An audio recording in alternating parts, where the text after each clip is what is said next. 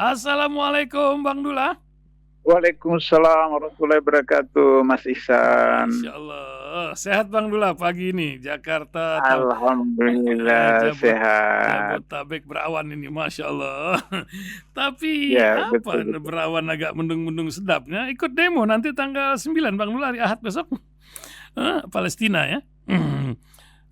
Insya Allah Masya Allah, kalau tidak ada halangan. Ya. itu yang muda-muda malu lah Bang Dula ya, senior ini memperhatikan berangkat kita ke Monas gitu Bang Dula pagi-pagi. Bang Dula, ini banyak isu pagi-pagi ini, kata orang pekerjaan cepat-cepat tuh pekerjaan setan, tapi banyak dilakukan. Nah, alhamdulillah Menteri PUPR ini mengerti nih urusan tapera. Tapi ada lagi kerjaan yang tergesa-gesa Bang Dula. Pimpinan KPK akan diseleksi sebelum Jokowi berakhir. Itu menjadi sebuah cerita yang apa sebab itu. Juga ada cerita masalah urusan tambang untuk ormas menjadi sebuah perbincangan ketika sebuah organisasi besar sudah menyiapkan unit PT tentang pengelolaan. Tapi banyak juga ormas yang ini bukan kerjaan kita, bahkan kita mengawal para korban tambang ini. Kan lucu itu, kita lawan kita nanti. Serta juga masalah dui fungsi. Panglima bilang nggak ada dui fungsi, sekarang malah adanya multifungsi masalah TNI. Nah, ini juga bikin kita garuk-garuk kepala. Terakhir adalah masalah hiruk pikuk amandemen Undang-Undang Dasar. Nampaknya Pak Amin pun merasa kalau dalam lagu tuh kau yang mulai, kau yang mengakhiri. Kan bukan kembali ke Undang-Undang Dasar. Tapi ini nampaknya di amandemen lagi, entah kelima, entah keenam ini. Apa yang akan terjadi? Mungkin 4 masalah itu. Silakan Bang Dula, yang mana mau dimulai lebih dulu? Tafadhol Bang Dula. Ya, baik para pendengar Radio Rasul, insyaallah rahmati Allah Taala pada Jumat berkah pagi ini. Yang pertama, Allah menegur Rasulullah ketika menyampaikan wahyu bahwa jangan cepat-cepat, jangan buru-buru baca. Dengarkan supaya kemudian mantap baru diulangi seperti itu. Jadi itu konsep Quran, bahwa Rasulullah malah kemudian diingatkan, jangan terus baru sampai belum betul matam dalam hati terus harus sampaikan kepada umat, pada sahabat. Jadi itu konsep dalam Islam, bagaimana tidak boleh terburu-buru, tidak boleh tergesa-gesa, harus mantap. Dan karena itu maka tumanina dalam sholat itu menentukan sholat seseorang itu diterima atau tidak. Kita tahu riwayatnya panjang, itu hadis panjang. Ada sahabat yang masuk kemudian sholat sunatul masjid, kemudian selesai salam kata Rasulullah, sholat lagi kamu belum sholat. Sampai 3 kali berturut-turut, maka sahabat mengatakan, ya Rasulullah, saya tidak tahu lagi bagaimana caranya. Maka Rasulullah menjelaskan bagaimana rukunya, bagaimana sujudnya. Jadi itu syarat sholat diterima itu tumanina. Nah, jadi tidak boleh tergesa-gesa. Kita masih ingat beberapa tahun lalu ada sholat tarawih di mana di Jawa Tengah itu 20 rakaat itu 8 menit seperti itu. Jadi itu yang bisa kita mengerti kenapa kemudian mayoritas sholat kita tidak diterima karena tidak memenuhi persyaratan tumanina seperti itu. Nah, jadi oleh karena itu ketika kemudian ada ketua otorita IKN itu mengundurkan diri, ya terlepas dari persoalan politik dan seterusnya, tapi itu juga karena memang tergesa-gesa. Artinya bahwa beberapa informasi yang kita terima itu memang dananya tidak ada. Jadi tidak dalam satu program sudah pakai dana haji, sudah pakai dari pajak PPN dari 10% naik 11%, kemudian naik 12%, dan macam-macam pajak, dan kemudian ini yang lagi untuk perumahan lagi segala macam. Tapi kan mereka yang merupakan penanggung jawab itu, mereka itu adalah juga para sarjana, para yang punya kompetensi, punya integritas, juga memahami konsep itu. Belum lagi persoalan lahan yang itu bermasalah seperti itu. Nah, sehingga akhirnya nurani mereka bicara dan kemudian mengundurkan diri. Kan aneh kan, ketua dan wakil ketua pada waktu yang sama mengundurkan diri. Jadi seperti itu. Nah, itulah karena risikonya daripada tergesa-gesa. Kenapa? Karena mau mengejar agar supaya kemudian masih jadi presiden, bisa meresmikan dan seterusnya, kemudian membuat legasi dan seterusnya. Legasi apa yang dibuat? Soekarno itu jahat-jahatnya Soekarno itu pemimpin besar revolusi. Paling terjadi ABRI, kemudian masuk penjara, masuk tahanan, buan dan seterusnya seperti itu. Soeharto jahat-jahatnya, dia itu Panglima Mandala, dia jenderal, punya prestasi seperti itu meskipun KKN dan seterusnya. Karena itu maka kemudian mereka dua mengundurkan diri setelah tidak disukai oleh masyarakat, bangsa, negara, khususnya mahasiswa, mereka rela. Gus Dur itu jelek-jelek itu dia pimpinan PBNU yang punya juga prestasi dan seterusnya. Ketika di-impeach oleh MPR, maka kemudian beliau sudah selesai seperti itu. Nah, Jokowi itu siapa? Ya, baca sejarahnya. Apa pernah aktif di OSIS, apa pernah aktif di Dewan Mahasiswa, pernah aktif di BEM, pernah aktif di ormas apa seperti itu. Tidak ada, terus mau buat legasi yang seperti yang dilakukan oleh Soekarno dan Soeharto seperti itu. Nah, jadi ternyata itu ada persoalan bisnis. Persoalan bisnis bisa kita lihat bahwa ikan itu setelah kemudian sudah sekian lama investor tidak masuk, ditawarkan kepada Cina. Nanti dikasih 190 tahun hak guna usaha lahan itu 190 tahun. Bayangkan Singapura yang itu negara paling sekuler di Asia Tenggara, itu batasnya 99 tahun. Jadi rumah-rumah itu di Singapura itu, rumah apartemen itu yang dibayar, dibeli, dan itu menjadi hak milik. Itu hanya batas 99 tahun, harus dibongkar. Dan kemudian dibangun kembali. Karena dari segi teori, bangunan itu kalau sudah ada 100 tahun tidak bisa lagi dipertahankan eksistensi atau keutuhan atau kekuatannya, maka dibongkar. Itu Singapura. Ini Indonesia, sila pertama Pancasila, ketuhanan yang Maha Esa dan bla bla bla bla bla, itu mau dikasih 190 tahun seperti itu. Mau jadi apa itu negara ini? Maka kemudian bereaksilah masyarakat di Kalimantan Tengah. Lihat banjir, nggak pernah disiarkan kan oleh TV, banjir, kemudian tanah-tanah orang itu mau diusir segala macam. Nah, dua ketua dan wakil ketua ini kan mereka itu sarjana, punya integritas, tidak tahan seperti itu. Terlepas daripada bahwa 1 tahun kerja belum digaji, itu soal lain lagi.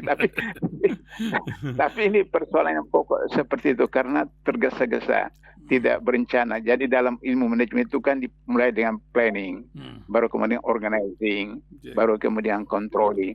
Dalam Al-Quran itu bagaimana Allah itu berfungsi sebagai perencana, itu dijelaskan. Dalam Al-Baqarah 30 itu kata Allah, wa ijqala rabbuka lil malaikat inni ja'ilun fil ardi khalifah, dan bla bla bla bla bla. Artinya Allah menyampaikan kepada malaikat bahwa aku akan menciptakan khalifah. Ini kan konsep perencanaan. Konsep perencanaan. Sebelum Allah ciptakan Adam, Allah sampaikan kepada para malaikat seperti itu. Nah, jadi seharusnya bagi orang yang bersila pertama, Pancasila, Ketama Esa, orang beragama, persoalan keburu-buruan itu tidak boleh, tergesa-gesa itu tidak boleh seperti itu. Oleh karena itu maka ketika kita ke masjid atau mushola, meskipun Bilal itu sudah iqamah, dilarang jangan jalan cepat, jalan santai. Kenapa? Ada hubungan fisiologis dan fisiologi para manusia. Terburu-buru datang, kemudian tidak khusyuk dan seterusnya. Kalau supaya tidak terlambat, ya datang awal kan ke masjid seperti itu. Pada waktu sudah mau salat, baru datang, sudah iqam, baru tak, ya buru-buru seperti itu. Jadi itu persoalan pertama tentang tergesa-gesaan. Yang kedua, soal itu amandemen juga. Tapera juga menjadi masalah. Amandemen dulu. Oke, amandemen. Jadi betul tadi Mas Ihsan mengatakan yang mulai yang mengakhiri ya. yang mahir ya. Alhamdulillah saya sudah berapa kali kritik Mas Amin, karena Mas Amin yang bertanggung jawab dulu itu, dan kemudian biasa dalam usia tua itu ada kesadaran untuk kemudian husnul khatimah. Nah, jadi kalau saya bukan amandemen, tapi kembali ke Undang-Undang 45 asli. Nah, itu yang saya selalu katakan, kalau Prabowo itu betul seorang pejuang, seorang jenderal, seorang prajurit, untuk kembalikan kepada negara yang asal, itu keluarkan saja dekret. Begitu beliau dilantik jadi presiden, keluarkan dekret. Sebagaimana dekret 5 Juli 59 bahwa Badan Konstitusi dibubarkan kembali ke Undang-Undang 45 seperti itu yang dijual oleh Piagam Jakarta. Nah, terserah redaksinya Prabowo bagaimana, tapi di dalam ADART Gerindra itu disebutkan bahwa dia akan kembali ke Undang-Undang 45 yang asli. Jadi oleh karena itu tidak perlu amandemen, kembali saja ke Undang-Undang 45 yang asli. Bahwa kemudian nanti ada yang tuntutan dari DPD bahwa DPD itu tidak masuk di dalam Undang-Undang 45 yang asli, ada utusan golongan, utusan daerah. Sebenarnya kan pada 32 tahun itu kan ada utusan golongan, utusan daerah, cuma tidak difungsikan dengan optimal sehingga begitu. Jadi saya menganggap bahwa 9 orang yang menyusun Undang-Undang 45 Pancasila itu sudah luar biasa, orang luar biasa. Ada Wahid Hasim, ada Agus Salim, ada Abi Kusno, ada Abdul Karim Muzakir. Ini tokoh-tokoh ulama-ulama yang mewakili NU, mewakili Muhammadiyah, mewakili Syarikat Islam itu sudah tidak main-main seperti itu. Karena itu maka selalu saya katakan bahwa mukadimah Undang-Undang 45 itu betul-betul itu adalah ajaran Islam yang dimasukkan dalam mukadimah, baru dibentuk dalam bentuk pasal-pasal dan seterusnya. Nah, oleh karena itu maka kalau amandemen saya khawatir bahwa Mas Amin membuat lagi kesalahan yang kedua. Kesalahan kedua? Jadi misalnya amandemen sudah kembali saja ke MPR. Begitu kan, MPR. Tapi pasal-pasal lain misalnya pasal 28 HAM yang bla bla bla bla, kemudian pasal 33 seperti yang sekarang akhirnya juga membuat kesalahan yang sama seperti itu. Saya bisa mengerti kenapa ada kemarin orang itu yang melaporkan Bambang Bansus Bansud ya, itu yang menyatakan setuju dengan amandemen Amin Rais, sehingga kemudian dilaporkan ke badan etik DPR. Jadi saya pikir ini orang urusan oligarki, karena amandemen 45 tahun 19 sampai 2002 itu betul-betul itu konsep oligarki, konsep sebab apa?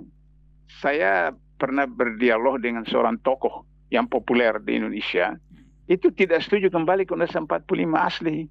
Nah, saya bisa paham. Karena di dalam Undang-Undang 45 asli itu disebutkan presiden, wakil presiden adalah penduduk asli. Nah, saya pernah tanyakan kepada Pak Nasir almarhum, Pak Sapudi Purnegara, Budi Harahap, Pak Muhammad Rum, waktu sama-sama saya dengan mereka di Dewan Dawa. Kenapa pada waktu 22 Juni 45 kemudian disahkan di dalam sidang pleno BUPKI, presiden wakil presiden orang Islam, kemudian tanggal 18 Agustus diubah menjadi penduduk asli, seperti itu. Nah, kata waktu itu baik Pak Nasir, Pak Rum maupun Pak Sabun Negara, waktu itu hubungan psikologis untuk menjaga ketentraman, maka kemudian kata Islam diganti dengan penduduk asli. Nah, penduduk asli itu kan pribumi, berarti kan Islam, begitu Jadi mayoritas Islam ya seperti itu. Terus ada yang mengatakan, kalau begitu orang Arab tidak boleh jadi presiden wakil presiden. Oh tidak, beda Arab dengan Cina. Arab itu begitu sebelum merdeka itu kemudian menyatakan, organisasi Arab di Indonesia itu menyatakan kami lahir di sini, besar tidak untuk di sini, sehingga demikian bangsa kami, negara kami ada di Indonesia. Karena itu maka kemudian begitu merdeka dibubarkan itu organisasi Arab seperti itu. Kalau Cina tidak. Kalau Cina itu mereka punya dua warga negara. Nanti waktu Soeharto baru kemudian harus memetapkan, harus ganti nama dari nama Cina ke nama Indonesia. Mereka punya dua warga negara Cina. Kemudian di sini mereka bukan bangsa Indonesia, mereka orang Indonesia, bukan bangsa Indonesia. Mereka bangsa Cina seperti.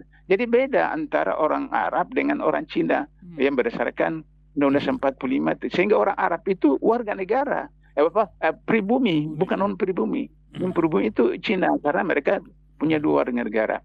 Nah, itulah saya menyarankan agar supaya kalau memang Prabowo serius, kemudian MPR serius, maka kemudian keluarkan dekret, atau karena koalisi mereka itu besar di MPR, bisa kemudian mengubahnya kembali ke 45 yang asli seperti itu. Lalu kalau DPD memang bisa, DPD mereka protes, ya dipersempurnakan saja dalam undang-undang tentang golongan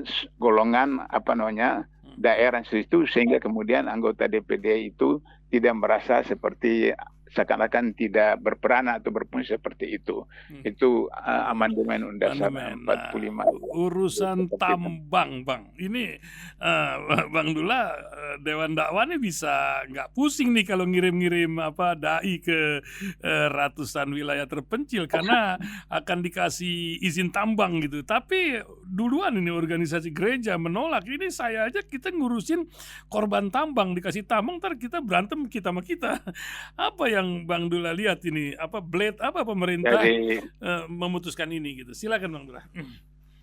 Jadi di dalam ilmu korupsi itu ada yang disebut dengan gratifikasi. Gratifikasi itu adalah penerimaan sesuatu oleh penyelenggara negara, garis miring ASN atau PNS dalam kaitannya dengan pelaksanaan tugasnya. Jadi Menteri Investor ini siapa? Bahlul apa siapa? Bahlil, jangan salah sebut. Bahlul itu orang pintar Bang Dula, bukan orang bodoh, orang pintar itu si Bahlul. Itu apa namanya? Dia bilang saya ini orang NU, jadi saya akan kasihkan tambang kepada NU. Nah ini apa urusannya antara dia NU dengan dia bukan NU dengan tambang? Kalau dia orang Muhammadiyah juga dia akan katakan, saya orang Muhammadiyah, saya akan kasih tambang ke Muhammadiyah. Begitu seterusnya. Nanti kemudian ketika menteri investornya itu orang Cina, saya orang Cina, saya akan kasih kepada orang Cina, seperti itu. Nah, jadi persoalan tambang itu sudah diatur dalam Undang-Undang 45 bahwa bumi dan air isinya alam itu digunakan dikuasai oleh negara untuk kemudian gunakan setinggi-tingginya kepentingan rakyat. Jadi Undang-Undang Dasar itu menetapkan yang itu dikuasai oleh negara, dilaksanakan oleh negara, yaitu BUMN, BUMD, UKM, UMKM, bukan ormas. Bukan ormas. Nah, itu yang terjadi dengan kasus food estate yang dilakukan oleh Yayasan Prabowo itu melanggar sekali ketentuan yang ada dalam Undang-Undang Dasar 45 seperti itu. Nah, oleh karena ini yang disebut dengan gratifikasi atau yang disebut dengan suap. Jadi penyuapan itu ada penyuapan aktif, ada penyuapan pasif. Penyuapan aktif itu kalau Mas Ihsan datang ke imigrasi mau urus paspor, terus petugas imigrasi mengatakan, Mas mau jalan tol atau jalan biasa? Terus Mas Ihsan tanya, jalan tol itu apa? Ya hari ini selesai. Bayarnya berapa? 1 juta atau 2 juta. Itu jalan tol. Kalau jalan biasa, ya 1 pekan biasa seperti itu. Bayarnya mungkin 100.000 atau begitu. Nah, itu namanya pemerasan langsung. Nah, ada pemerasan tidak langsung. Pemerasan tidak langsung, Mas Ihsan datang jam 7:30, jam 8 dibuka, sudah tunggu sampai 1 jam, tiba-tiba ada orang baru masuk, kemudian 5 menit dipanggil, Ibu seperti itu. Lah, Mas Ihsan, loh ini orang baru datang 5 menit sudah dipanggil, saya dari pagi jam 8 belum. Mas Ihsan terus sampaikan dia, Mbak, saya lihat Mbak baru masuk 5 menit tadi sudah dipanggil, saya dari pagi belum. Gimana Mbak? Kata perempuan itu, oh Mas nggak masukkan amplop dalam mapnya ya? Oh, jadi masukkan amplop dalam map. Jadi Mas Ihsan karena ada urusan lain atau capek dan tunggu, masukkan aja amplop dalam mapnya. Mapnya kan di bawah, paling kan tinggi 1,5 meter itu buntalan. Masukkan itu amplop dalam map. Begitu Mas Ihsan dulu terus dipanggil, Pak Ihsan. Nah, jadi bahasa Betawinya kalau bisa dipersulit, kenapa dipermudah, seperti itu. Nah, jadi itu bentuk yang disebut bahlil itu adalah satu bentuk pemerasan, satu pemerasan atau satu penyuapan, satu penyuapan yang tidak langsung seperti itu. Nah, ini yang tidak dipahami dalam ilmu korupsi sehingga kemudian terkadang dia tidak tahu bahwa itu adalah korupsi seperti itu. Nah, oleh karena itu yang jadi problem adalah kemudian akhirnya ormas-ormas ini yang tugasnya selama ini pendidikan, tugasnya dakwah, tugasnya tablik, kemudian sibuk dengan tambang-tambang itu maka kemudian filsafat tikus itu mati di lumbung padi, semut mati di gula, maka kemudian dakwah tidak diurus, tabligh tidak diurus, pendidikan urus, berebut itu tambang, seperti itu. Kita lihat bahwa ormas-ormas itu dalam muktamar, dalam kongres itu saling sikut-menyikut, saling apa segala macam. Nah, yang itu belum ada tambangnya, cuma proyek-proyek tertentu saja. Ini apalagi ada tambang, sudah. Nah, akhirnya dakwah tinggal, pendidikan tinggal, semua tinggal seperti itu, sibuk dengan tambang saja itu. Nah, itulah satu bentuk jebakan strategis di dalam menggiring. Saya lupa nama Panglima Perang Dunia Kedua itu, saya lupa. Dia apa namanya? Dia suruh prajuritnya itu menangkap ikan di dalam kolam. Terus prajuritnya turun ke bawah, dia tangkap. Ikannya lari sampai capek dia nggak bisa. Kata Panglima itu, keluarkan airnya. Eisenhower. Betul, Eisenhower. Keluarkan airnya suatu. Akhirnya ikan menggelepar kan, tinggal diambil kan sebetulnya. Kata Eisenhower, itulah cara bagaimana kamu mengalahkan umat Islam. Jauhkan mereka dari sumber airnya. Sumber airnya itu adalah Quran. Sumber airnya itu adalah hadis. Jadi ketika sibuk dengan tambang, lupa Quran, lupa hadis, sunnah semacam, ya udah jauh dah seperti itu. Nah, itu soal tambang. Yang terakhir apa itu Mas Isan? Multifungsi dari TNI, yang organisasi yang kita banggakan ini juga apa ya? Apa yang terjadi dulu susah-susah ya reformasi mengembalikan dui fungsi. Tapi sekarang TNI bilang bukan dui fungsi, tidak. Ini sekarang multifungsi. Nah, gimana Bang Dullah ini? Iya. Jadi sepertinya itu ngeledek kepada polisi. Jadi waktu di fungsi ABRI itu, saya pernah berapa kali ketemu dengan almarhum Jenderal Nasution. Ketika saya ketua PBHMI dari Diponegoro ke Teukumar itu kan dekat saja, jadi naik beca saja ke situ. Berapa kali saya jumpa. Saya persoalkan di fungsi ABRI itu, sebab dianggap itu ide dari Nasution. Kata Nasution, sebenarnya ide di fungsi tidak begitu. Ide di fungsi itu adalah mereka jenderal, mereka prajurit, tapi aware terhadap kondisi masyarakat, aware terhadap kondisi rakyat dan seterusnya. Bukan menjadi jabatan fungsional atau jabatan struktural. Tidak begitu Pak Nasution, seperti itu. Dalam salah satu buku saya itu ada saya jelaskan itu. Nah, ketika kemudian terjadi penyimpangan, Pak Nasution sudah disingkirkan, kemudian masuk ke 50, maka kemudian dari menteri, kemudian gubernur, bupati, wali kota, sampai jabatan BUMN, BUMD itu semua tentara seperti itu, tentara itu. Sehingga kemudian saya ketemu dengan salah seorang mantan ketua HMI Jayapura, ketemu saya menjelang sidang umum MPR waktu Habibie presiden. Dia beritahu bahwa ketua adat dari Papua itu, Iram Barat, waktu itu masih Iram Barat itu mau ketemu dengan Habibie. Saya bilang Habibie lagi sibuk menghadapi sidang MPR, lagi nyusun apa semacam. Saya tanya urusannya apa? Mereka menyatakan dukungan kepada Habibie, bukan Habibie. Loh, nanti aja saya sudah agak sampai setelah selesai sidang MPR. Terus saya tanya persoalan mereka apa sebenarnya? Mereka mau laporkan, sampaikan bahwa ketika mereka masih di bawah penjajahan Belanda, begitu melahirkan istrinya, seperti itu, anak itu diurus oleh negara. Begitu umur 6 tahun masuk sekolah, diurus oleh negara. Tapi begitu ketika masuk Indonesia, itu anaknya lahir, urus sendiri. Mau sekolah, urus sendiri. Jadi apa yang didapatkan dari pemerintah Indonesia katanya, cuma pandai panjat pohon kelapa, seperti itu kan. Terus saya bilang, itu kan tanah-tanah luas apa segala macam-macam itu. Nah, itu dikuasai semua oleh orang Jawa. Istilahnya itu orang Jawa. Jadi sampai Polsek, Koramil apa semua dari Jawa seperti itu. Nah, seperti itu. Nah, itu zaman Orde Baru. Sehingga kemudian polisi, angkatan laut, angkatan udara tidak mendapat porsi. Nah, sehingga ketika reformasi terjadilah balas dendam. Terjadi balas dendam. Sehingga akhirnya kemudian polisi NKRI itu disebut Negara Kesatuan Negara Kepolisian Republik Indonesia.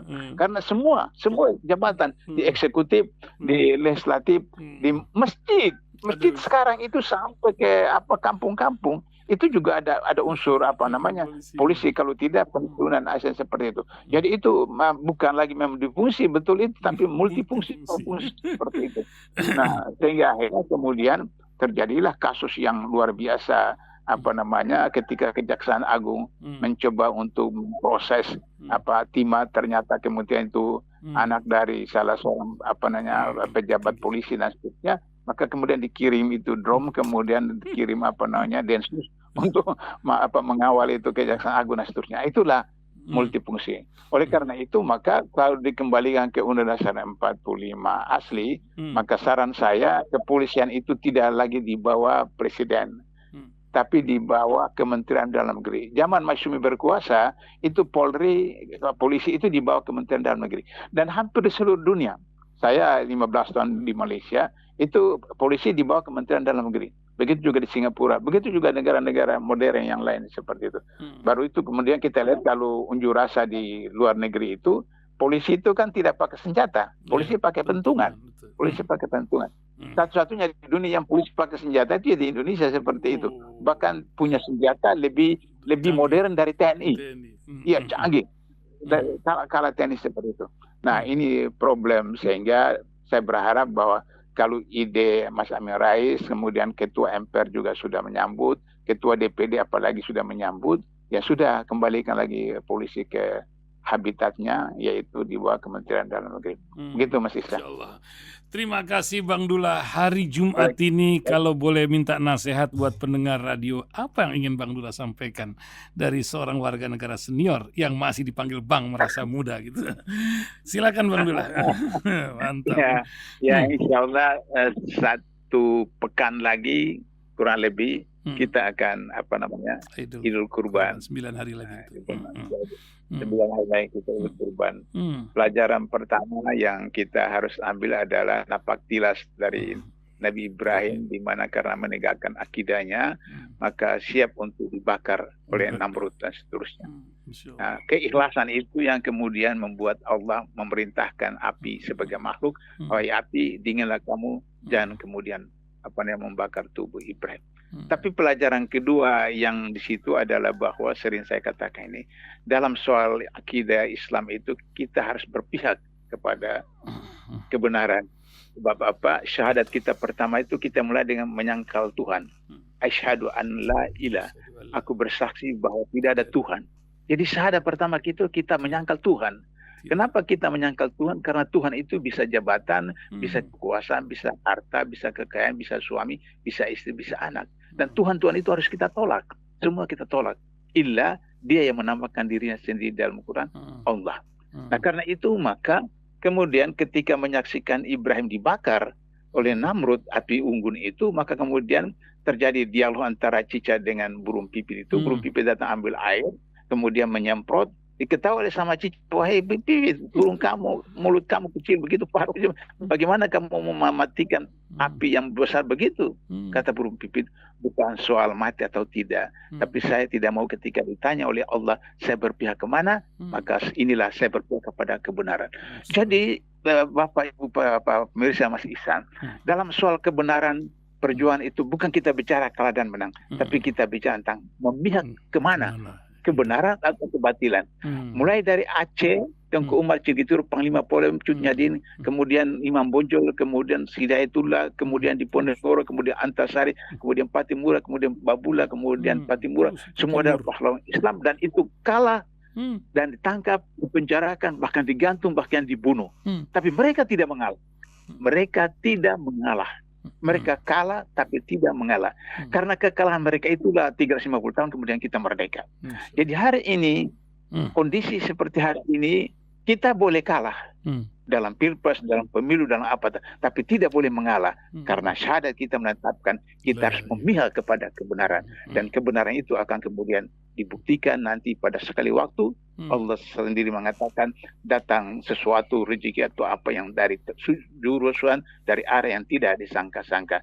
Syaratnya adalah ikhlas, kemudian mengikuti proses-proses sunnatullah. Insya Allah Jumat berkah ini mendatangkan sesuatu kepada diri pribadi, keluarga, masyarakat, bangsa, negara. Itulah kumpulan kita, Mas Ihsan. Terima kasih Bang Dullah pagi hari ini telah menemani kita. Syukran kasir. Assalamualaikum warahmatullahi wabarakatuh. Waalaikumsalam warahmatullahi wabarakatuh.